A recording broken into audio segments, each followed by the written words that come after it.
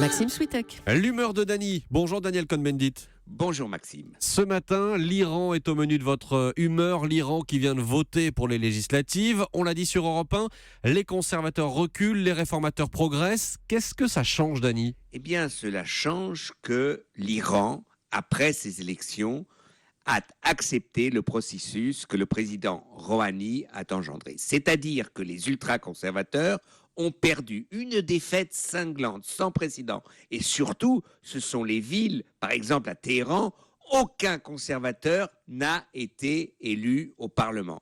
C'est formidable et cela veut dire que, en fait, l'accord sur le nucléaire a été accepté par la grande majorité des Iraniens. Mais pour vous, avec ces résultats et avec l'accord sur le nucléaire, ça veut dire que le processus d'ouverture en Iran est inéluctable ? Non, rien n'est jamais inéluctable. Et c'est sûr que les conservateurs vont essayer de redresser la barre.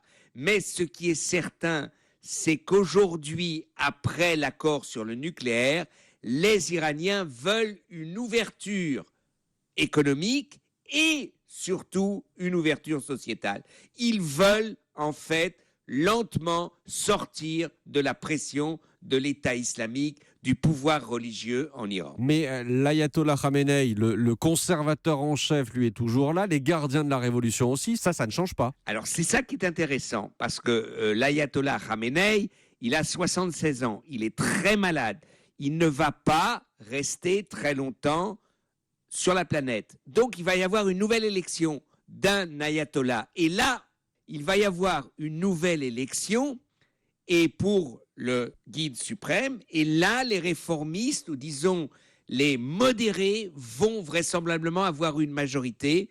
Donc, aujourd'hui même, le pouvoir religieux va évoluer, et c'est ça qui ouvrira les perspectives de l'Iran pour demain. Est-ce que l'Iran est une démocratie ? Est-ce qu'on peut faire affaire avec l'Iran sans aucun problème ? Non, l'Iran n'est pas encore une démocratie. D'ailleurs, la preuve, c'est que tous les réformistes n'ont pas pu être candidats. Ils avaient été éjectés par justement les conservateurs qui les ont empêchés d'être candidats. Mais l'Iran est en chemin.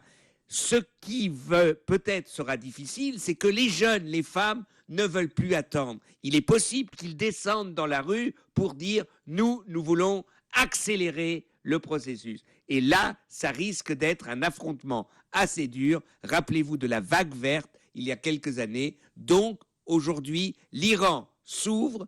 Les possibilités sont immenses, mais rien n'est certain. Et l'Iran est en chemin, c'est ce que vous avez dit ce matin. L'humeur de Dany tous les matins, juste avant 8h sur Europe 1. Merci Dany, à demain. Merci Maxime, ciao, à demain.